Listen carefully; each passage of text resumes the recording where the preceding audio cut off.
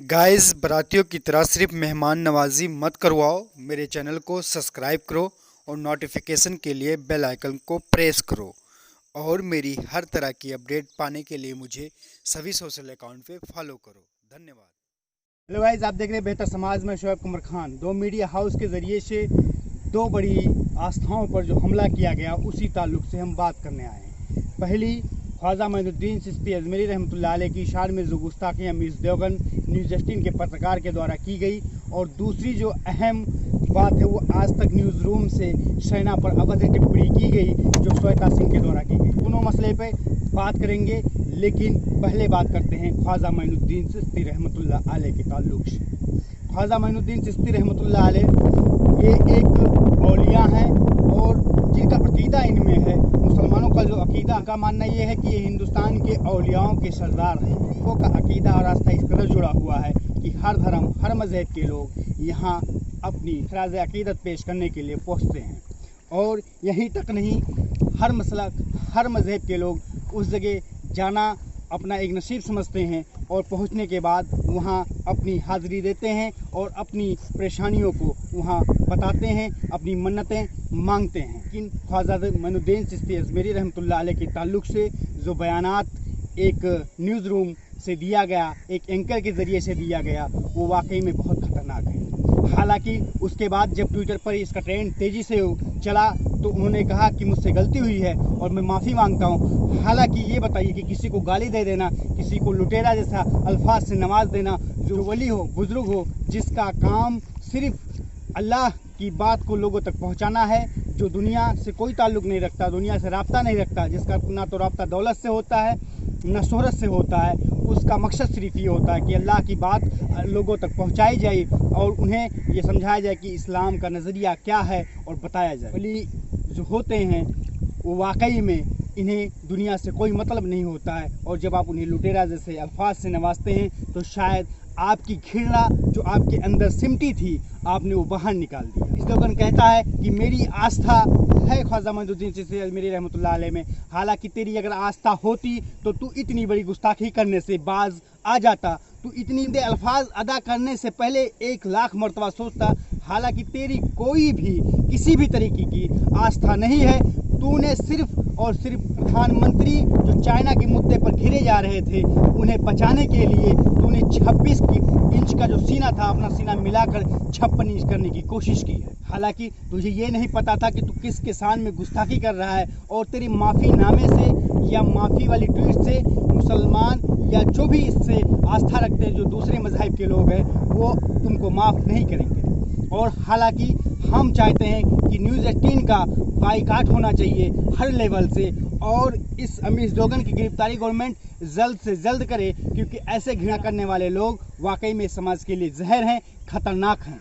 ऐसे खतरनाक लोगों को खुला छोड़ देना, ऐसे पागलों को खुला छोड़ देना, कल ये किसी और धार्मिक गुरु पर या किसी और धार्मिक स्था पर अटैक कर सकते हैं, उस पर बात कर सकते हैं। आइए दोस्तों, बात करते हैं दूसरी अहम मुद्दा जो सेना के ताल्लुक से। श्वेता सिंह ने कहा कि अगर सेना का काम है पेट्रोलिंग करना, अगर चाइना अंदर घुस आई तो सवाल सेना पर होगा, ना कि सरकार पर। माफ़ी चाहते हैं आप एक प्रधानमंत्री को बचाने के लिए, माननीय नरेंद्र मोदी जी को बचाने के लिए आप सेना की शान में गुस्ताखी कर दी। जवान ये सोच कर जाता है, वर्दी अपने तन पे ये सोच के पहनता है कि हम जिंदा रहें ना रहें, हमारा मुल्क सलामत रहे, हमारे लोग सलामत रहें, हमारे लोगों की ज़िंदगियां खुशहाली से गुजरती रहे। हालांकि वो अपनों की ज़िंदगियां तबाह कर कर निकल जाता है। ये जवान पर हम लक़ब क्या देते हैं, शहीद, बलिदान, तिरंगे में लपेट देते हैं, लेकिन शायद हम ये भूल जाते हैं कि ये जवान किसी का बेटा है, किसी का बाप है, किसी का हस्बैंड है। अपने देश के लोगों के लिए, अपने लोगों के लिए अपनी जान को निछावर कर देता है। और ऐसे सेना, ऐसे जवानों को हम सम्मान देने के बजाय उन पर ये इल्ज़ाम लगाते हैं कि वो जिम्मेदारी उनकी होती है, कि जवान की जिम्मेदारी इतनी होती है कि जो भी गतिविधियां हैं वो अपने ऊपर के अधिकारी को भेजता रहे। आपने देखा भी होगा, कई वीडियोस आपके सामने मौजूद हैं कि सेना को अच्छे खाने नहीं मिलते हैं। वो जब वीडियो बनाते हैं तो उल्टा उन्हें सस्पेंड कर दिया जाता है, ना कि उन जवानों पर जो पेट्रोलिंग कर रहे हैं, रात में, ठंडक में, बरसात में, हर वक्त जो पेट्रोलिंग करते हैं। तो उन जवानों पर हम किसी भी व्यक्ति को बचाने के लिए या किसी सरकार को बचाने के लिए हम सेना पर सवाल खड़े करेंगे। इससे बड़ी शर्मनाक बात हमारे लिए कोई ना। हमने कभी जो लोगों पर, जो जात पर, जो संप्रदाय पर सवाल खड़ी करती है, सेना के जवानों पर भी ऐसे सवाल खड़ा करेगी जो वाकई में बहुत शर्मनाक की बात है। श्वेता सिंह है जो नोट में चिप तलाश करने की बात करती थी। आप लोगों ने या मीडिया की जितनी भी हाउसों ने ये कोशिश किया कि 26 इंच के सीने में अपना सीना मिलाकर 56 इंच की साइज दिखा दी जाए। हालांकि देश ये जान चुका है कि ये प्रधानमंत्री बिना वक्त के बहुत कुछ बोलते हैं, बहुत कुछ कहते हैं, देश की जनता से मन की बात भी करते हैं, लेकिन जब अहम मुद्दा होता है देश का, अहम मामला होता है देश का, जब दंगा का मामला हो, जब सेना के जवानों की बलिदान का मामला होता है, तो ये प्रधानमंत्री खामोश रहते हैं। हालांकि जो पुराने प्रधानमंत्री थे डॉक्टर मनमोहन सिंह, वो मुद्दे पर बोलते थे, लेकिन हर वक्त खामोश रहना वो बेहतर समझते थे। सारे न्यूज़ चैनल से और उनके ट्विटर हैंडल से सारे एंकर, चाहे वो रोहित सरदाना हो, चाहे वो रूपका लियाकत हो, चाहे वो अंजना ओम कश्यप हो, सारे लोग एक चीज़, एक ट्रेंड, एक बात कर रहे हैं कि प्रधानमंत्री का ऐसे हालात में साथ दीजिए। मैं आपसे पूछना चाहता हूं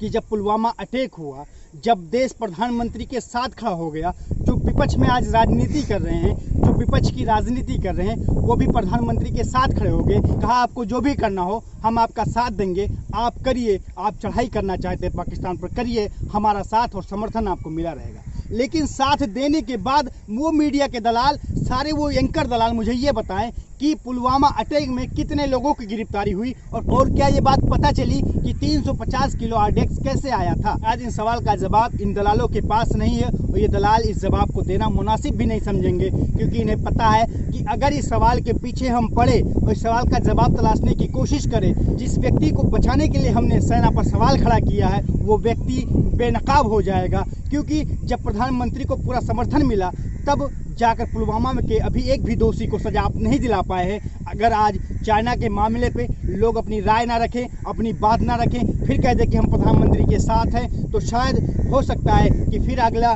कोई केस हो, फिर आप कहो कि प्रधानमंत्री का साथ दो, क्योंकि इसका रिजल्ट नहीं निकलने वाला है। इसका रिजल्ट हमें निकालना पड़ेगा। प्रधानमंत्री का साथ देकर एक बार देश की जनता ने देख लिया पुलवामा में, और उसके बाद का रिजल्ट हमारे सामने मौजूद है कि एक भी व्यक्ति गिरफ्तार नहीं हुआ, एक भी व्यक्ति पर कार्रवाई नहीं हुई, सेना के जवानों को इंसाफ नहीं मिला।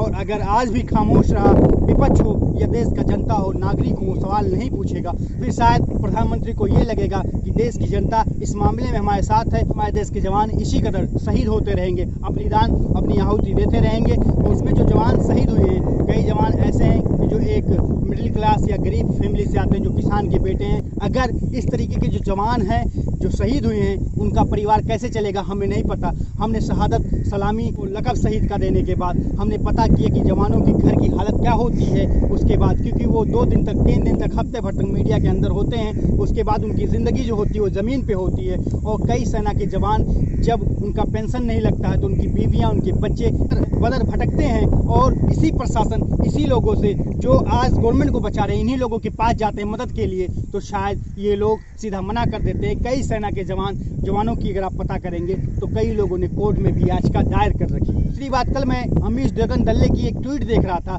जिसमें उसने कहा कि भाजपा ने अपनी 2 दिन की सारी रैलियां निरस्त कर दी हैं, ये सेना के सम्मान में, सेना का सम्मान रैली से होगा। मुझे तो नहीं पता था, मुझे तो ये जानना था कि सेना के जवानों के साथ आप क्या करना चाहते हैं, उन्हें इंसाफ कैसे दिलाना चाहते हैं, सेना के परिवार के साथ आप कैसे खड़े होंगे, सेना के जवानों की बात आप कैसे करेंगे। लेकिन आप रैली बंद करके 2 दिन सेना पर एहसान नहीं कर रहे हैं, जो अपनी बलिदान दे गया, जो अपनी आहुति दे गया, जो इस देश को बचाने के लिए अपनी पूरी ज़िंदगी कुर्बान कर गया, आप उसके लिए 2 दिन की रैली रोक दे रहे हैं। तो शायद आप इस सेना का सम्मान नहीं बल्कि उसका अपमान कर रहे हैं, क्योंकि हमारे देश के जवान हमेशा देश के लिए जान देने के लिए तैयार रहते हैं। हमें अपने मुल्क की आन बान को बचाने के लिए हमें मुसलसल सवाल करना चाहिए। आइए समाज को बेहतर करते हैं और सरकार से सवाल पूछते हैं कि हमारे जवानों को इंसाफ कब मिलेगा, इस देश की जनता को इंसाफ कब मिलेगा। बाईकाट अगर करना है तो जनता ना करे, बल्कि ये बाईकाट गवर्नमेंट करे। जो चाइना से माल आते हैं गवर्नमेंट उस पर रोक। देश की जनता जो चाइना से सामान लेने के लिए झोला लेकर चाइना नहीं जाती है, बल्कि चाइना का सामान एक्सपोर्ट और इम्पोर्ट के द्वारा हमारे देश में पहुंचता है। तो इस प्रणाली को ख़त्म कर देना चाहिए। अगर बाईकाट करना हो तो इस स्तर से बाईकाट किया। जब सरकारें बाईकाट करेंगी, जब देश के अंदर के सामान नहीं आएंगे तो ऑटोमेटिक लोग खुद ब खुद स्वदेशी सामान इस्तेमाल करने लगेंगे और चाइना के सामान से दूरी बना लेंगे। सरकारें इसमें कुछ कदम नहीं उठा रही, बल्कि जनता कह रही बाईकाट कर दो। लेकिन जब टिकटॉक गुजराती ने यूट्यूब पर रोस्ट किया था। मामला ये हो गया था कि टिकटॉक की रेटिंग 1.3 हो गई थी, लेकिन कुछ दिन के बाद फिर वही जनता, वही लोग टिकटॉक पर आकर फिर से खड़े हो गए और रेटिंग आज देख लीजिए टिकटॉक की कितनी है, 4 से एबव की रेटिंग हो चुकी है। जब बाइकाट जनता के द्वारा होती है तो ये जोश के ताल्लुक से सिर्फ एक वक्त के लिए होता है, क्योंकि चाइना ने टिकटॉक की लत भारत की जनता को लगा दिया है, यूसी बराजर की लत लगा दिया है, पेटीएम की लत लगा दिया है, ऐसे जितनी भी ऐप है उसने शेरिट तक का भी लत लगा दिया है। तो इस लत से अगर हमें छूट पाना हो तो अगर जिस ऐप को हम अनइंस्टॉल कर रहे हैं उसे हमेशा के लिए कर देना चाहिए, दोबारा उसके प्लेटफॉर्म पर आने की हिम्मत या ज़रूरत या सोचना भी नहीं चाहिए। क्योंकि अगर मुल्क की बात हो तो मैं ये कहता हूँ कि जब सरकारों के द्वारा किसी चीज़ का बाइकाट किया जाएगा तो इंडिया में जब टिकटॉक पर बैन कर दिया जाएगा, इंडिया में जो चाइनीज़ ऐप है उन पर बैन कर दिया जाएगा, तो खुद ब खुद जनता इन सारी चीज़ों से रुक जाएगी। तो सरकार को बाइकाट की नीति में साथ देना चाहिए, तब जाकर हम 100% बाइकाट की नीति पर खड़े हो पाएंगे। तो दोस्तों आइए समाज को बेहतर बनाते हैं, जवानों की बात करते हैं, देश की बात करते हैं। आप देखते रहिए यूट्यूब चैनल बेहतर समाज। फिर मिलेंगे अगली वीडियो में अगले टॉपिक के साथ। अभी हमारे देश में बहुत सारे मुद्दे हैं, हर मुद्दे पर बात होगी।